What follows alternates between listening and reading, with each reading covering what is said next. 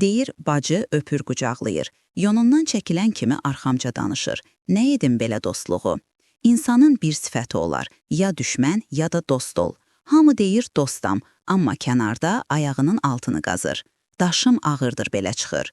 Məni hörmətdən salmağa, tamaşaçı sevgisini azaltmağa çalışırlar. Amma susmuşam. Tamaşaçı məni istəyir, bizim camiyyədə isə heç kim. Axşam az xəbər verir ki, bu sözləri müğənni Aynur Dadaşova Tarixin bir günü verilişində deyib. Sənətçi proqramın aparıcısı Tarix Əliyevin Niyam Salamiyə imkan verdin ki, çıxıb efirdə desin səni alıram. Niyə imkan verdin? Sən ona ərə gedəcəydin sualına belə cavab verib. Şou idi, tamaşaçı görmür, birini çox istəyirsən, mən deyəcəm istəməm.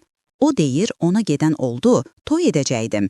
Mənə şou lazım olsa, verilişdə elə söz açıqlayaram ki, media partlayar. Elə bilmə ki, mən zəifəm, qarşında cavab qaytarmayacağam. İnsanın tərbiyəsi, tamaşaçıya hörməti olmalıdır. Sənətə dünən gəlməmişəm, dost düşmən kimdir bilirəm. Deyirlər, Aynur özündən razıdır. Mən özümdən razı deyiləm, tək olmuşam hər zaman.